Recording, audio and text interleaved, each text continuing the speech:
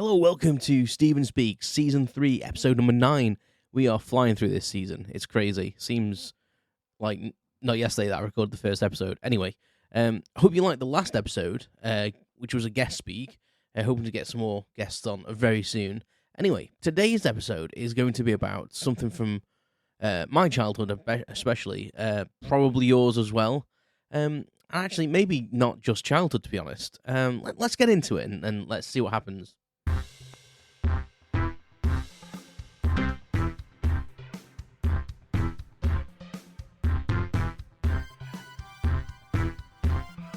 Welcome to Steven Speak the Podcast. Unscripted prattle on everything and nothing.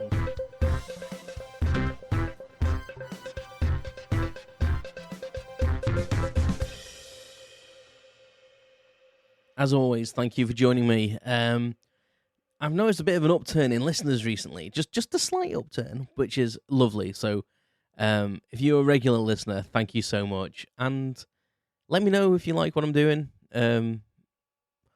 I never have a plan, so I'm recording this a little in advance to when it will go out because I'm going on holiday tomorrow.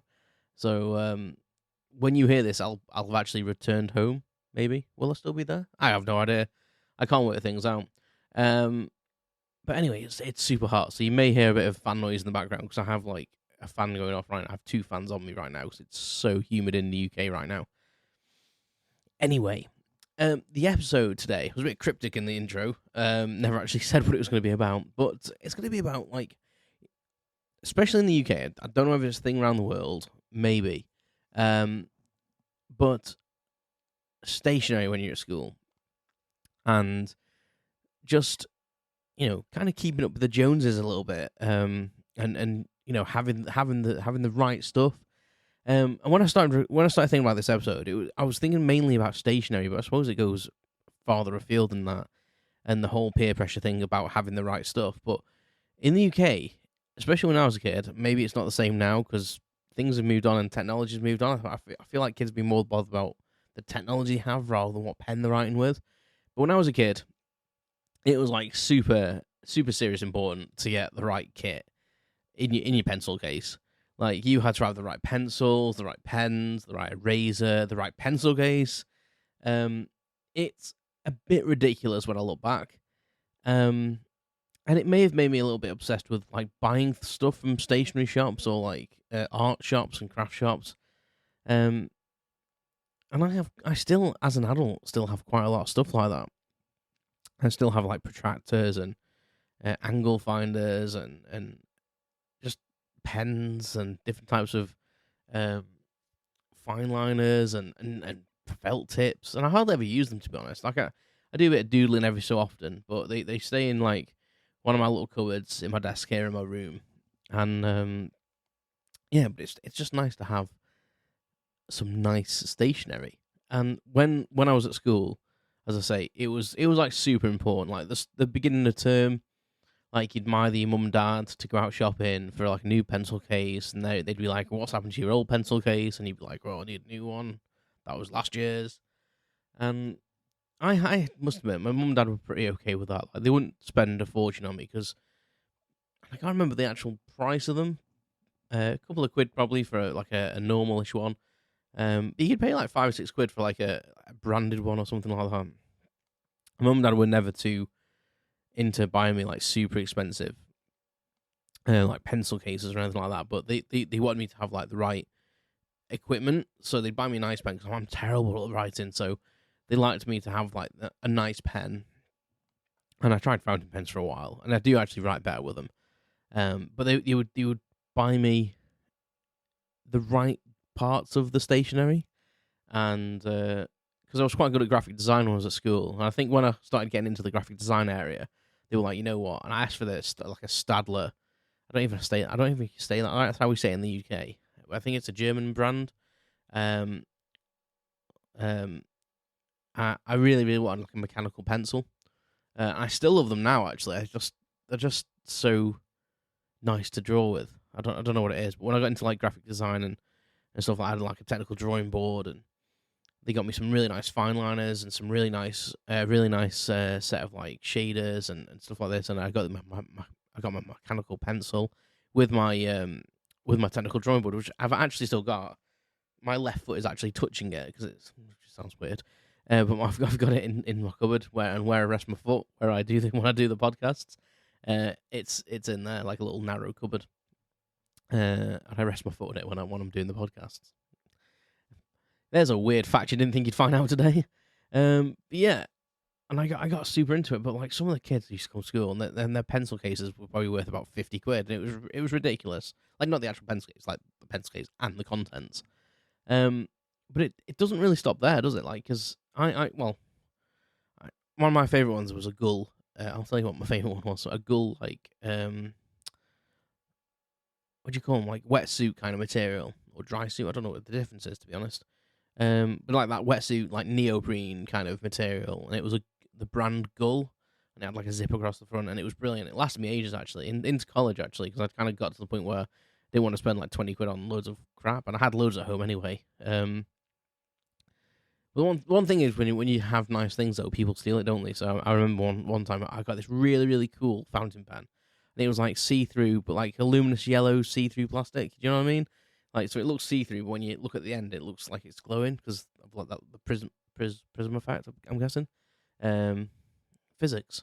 And I remember that was in junior school. So when I was about like 10, and I only had it like a week, and someone stole it, and I was devastated. And the contents of the rest of my pencil case as well. You can't have nice things sometimes, can you? Anyway, it doesn't really stop with like pencil cases because like when you're a kid, like peer pressure is massive, isn't it? So, you have to have the right gear. Now, my mum and dad were not for buying branded stuff, especially for trainers and stuff like that. Definitely not. But I always had nice shoes. Like I had a problem with like really sweaty feet when I was a kid, which is disgusting. They never used to smell, weirdly enough. They used to smell of toffee actually, which is weird. I don't know what that means. Someone's probably going to say that's because you've got diabetes, Stephen, but I don't. And I've been tested. I get tested with work. Anyway, I used to always get like because I used to have like problems with my feet and weird shaped feet and pain when I walked, and I had growing pains on my knees and loads of annoying things that children sometimes develop. And my mum used to buy me Clark shoes, which is a brand in the UK. I don't know whether it's like known in the US or anywhere else around the world, but in the UK it's very well known, and they do really nice but quite expensive shoes. So I always used to have nice shoes, but I suppose you've got to give and take, haven't you? So I've got nice shoes for school, because in the UK we have uniforms in most schools, so you have to wear like trousers, shirt, tie, blazers, and normally black shoes. So normally when it came to like the trainers side of it, it was like off a market stall or a cheap shop. So I was never getting the Nikes or the Reeboks or anything like that. And I think the first branded pair of shoes I had was actually in senior school, and it was actually doctor recommended, which I remember was amazing to me because I'd got these low arches on my feet, and I was getting like pains in my ankles and my feet, and I had growing pains in my knees and in my shins, and not my shins, my like the base of my foot basically. And we tried insoles, and the doctor actually said probably the best thing would be is to get him a pair of Nikes with air soles because it's naturally cushioned. And I was like, yes, please. And so we went out and bought some black Nike trainers, so they kind of look like school shoes basically, as black as they could get. And I was insanely happy because they were the first shoes I've had like Nikes I'd ever had of any branded shoe actually, apart from Clark's. And it never really bothered me up to that point. I mean, I had a pair of Golas, I think, when I was a kid.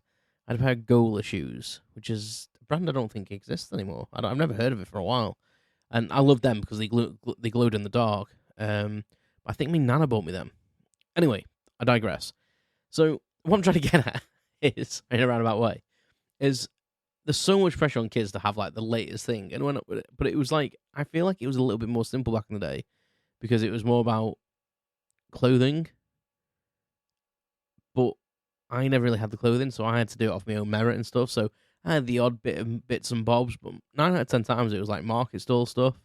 which wasn't branded. But if you had the wrong market store stuff as well, you had to be careful, because I had market store stuff for the most part, but it was like unbranded and trying not to be anything it wasn't. So it wasn't trying to replicate Adidas or Nike, because you'd get these imitations where it'd be like a weirdly upside down backwards Nike tick, or like, whereas like Adidas have like 3 stripes, it'd be like 4 stripes or 5 stripes.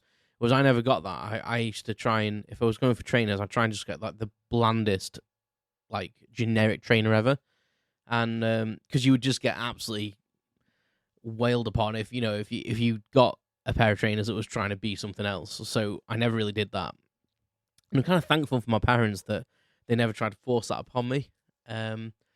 Maybe that was, I don't know if that was a conscious decision on their part, whether they just thought, no, that even the imitation branded stuff is still dearer than just the market store stuff. There was nothing wrong with the market store stuff, to be honest. Like, it lasted me like all the term. I did have to have like a bag every year, and I did think like it was like a false economy, because a lot of my mates used to have like branded stuff, and it would last a lot longer. And I've always looked after stuff as well. Like them trainers I had until my feet were too big for them. Basically, they were pristine still, really. And I've always been like that, looking after my stuff. And I think I'm quite lucky, because I don't know what it was, my social standing point in my social standing in school. I was kind of like the nerd, but I was also kind of popular, I suppose, as well. Like, I used to hang around with some of the popular kids, and some of the nerdy kids, and some of the slightly naughty kids as well. They even kind of didn't mind me. I thought, basically what I'm saying is I got on with most people, I think. So people didn't really take the piss out of me that too often for not having stuff, because I don't know, maybe I had something about me, and they were like, he's not just about brands. And I never really cared, to be honest, too much anyway. But the whole thing about like being obsessed with like stationery and stuff, like, kind of brought me to thinking, like, how when you are younger, you're kind of obsessed with keeping up with what your peers have got. And I know some people are into adulthood, but it's definitely not me. I've never really been fashionista. I think most people would attest to that. But I know what I like, and I like what I like, and I wear what I want, and I'm comfortable with that. I've never been bothered about that. If I wanted to go and wear a pair of jeans and a shirt or a tie, and I would. Like, I for years, like, I used to wear like a shirt and a tie for going out, because I just thought it was smart. Go to the pub with a shirt and tie. Like, genuinely, when I was at college, I used to wear a shirt and tie quite a lot. And I don't know where this episode's going, to be honest. I just think it's like the whole peer pressure thing, to be obsessed with something because you're worried what people will think, and it's a sad state of affairs. And I must admit, with the whole pencil case thing, I think I did kind of fall into that. With the clothing, I didn't, and I think that's probably because I was kind of able to get into the whole stationery thing because it was slightly cheaper, and I could convince my parents, it's only a pen, buy me that pen. It's like 20p dearer than that pen. Whereas asking for like £100 pair of trainers was just like a big no. Saying that, I didn't go without things, but my parents just were very much of, would you prefer to have that pair of trainers, or would you like to go out and see stuff with us? And I always opted to go out and do stuff. And don't get me wrong, we had the odd bits of. I remember me and my brother both got Adidas tracksuits from the catalogue. I mean, Mum paid for over a long period of time. Well, my brother's got an Adidas one, and I got like a generic one. And when I say tracksuits, they were shell suits. Now, for anyone that doesn't know what a shell suit is, just Google it. They were all the rage, and ironically, became a study on deprivation. True fact. I learned that at college. Not at the time when they were popular, but following, because they were like cheap and hard wearing. And I inherited my brother's one, and I loved it. I lived and died in it. It was so good. It lasted so long. And when I got my first proper tracksuit when I was at school, it was one for my birthday, and I absolutely begged my parents to take me to one of the little sports shops, a little local sports shop in Crewe, where I live, and she bought me a full Nike. I had recently had trainers. I think I'd saved up myself and put something to them because I needed some new trainers, and my mum basically put in what she would pay for a normal pair of trainers, and I added to it. So I got a Nike pair of trainers, and then on my birthday, she agreed to buy me this Nike tracksuit that I wanted. And I know I keep swapping between Nike and Nike. I don't know why. I don't know actually which one it is. So if it's annoying you, tough. Um, yeah. So she bought me this Nike tracksuit and Nike t-shirt. So I was like Nike man. And it was the best day ever when I went to school on like non-uniform day and wore my Nike stuff. And all my mates actually like took heed as well of it. They made a big thing about it. They were like, "Oh my god, like you with all the brands, Steve." And I was like, "Yeah." And it did mean something to me. I wasn't like overly bothered, but when it happened, when my mum said, "Oh, actually, we'll buy that tracksuit for your birthday," I was like, "What?" And it was pretty special when I got to college, when I got to school and was wearing it. But peer pressure is a weird thing. Like, it goes to show how bizarre it is, because I was really more concerned about pencil case than clothing. But when I actually had the clothing, it kind of meant so much to me. It's really weird, isn't it? Psychology and human behavior and over something so materialistic as well. Very, very bizarre. Very bizarre. Not really like that now. Well, I wasn't really too like it when I was younger. But yeah, I just wear what I like, and that's I do what I want. I'm an adult, so that's the is that the good thing about being an adult, where you can just be you to a point. I don't know. I've got to go to work, unfortunately. Still, you never know if you keep sharing my stuff, and maybe I can do this as a full-time job. And get interviewing some celebrities. Yay! That'd actually be pretty cool. I joke about it, but that would actually be pretty sweet. But yeah, that was a bit of a winding one. I don't really know what I was getting at. I think I was getting to the point where it's weird what you get obsessed with, and it's weird that peer pressure can push children into buying the perfect pen and show off about it. Like I say, I don't know what really children would do now. I mean, stationery still exists. I would presume it's still clothing to a point where there's, I would guess it's like, what watch are you wearing? Like, what smartphone have you got? What smartwatch have you got? And what game are you playing? I know Fortnite is still huge. I know some of my friends' children, Minecraft and Fortnite are still the thing to be into. And I'm supposed to be peer pressured into playing it. Anyway, I'm just rambling now. Surprise, surprise. But thank you very much for listening. Speaking of which, I do have a subscription now, so you can actually go into the description of this episode, and you should be able to click a link. And if you want to support me monthly, then you can do. FYI, it's in dollars, because the company that I use to upload all my videos is in dollars. So don't worry, it's not weird. That's just what it is. It's not like a fake link. It's definitely genuine. And if you can feel in your heart to support me, that'd be brilliant. I've also got a link to buy me a coffee, so it's a similar thing, but it's just a one-off thing.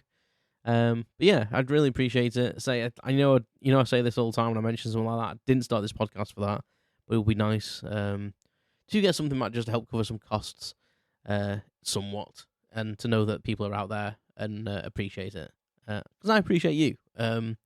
So yeah, thank you very much for listening to that really weird ramble about pencil cases and clothing. I have no idea what I'm going to call this episode. Very bizarre. Anyway, until the next time, this is me signing off. Take care of yourselves, and I'll speak to you soon. You've been listening to Stephen Speak the Podcast. Thanks for listening to my unscripted prattle on everything and nothing. Visit stephenspeak.com for updates, information, and my blog. You can follow more updates on social media at StephenSpeakPC. Thanks very much, and I'll speak to you soon.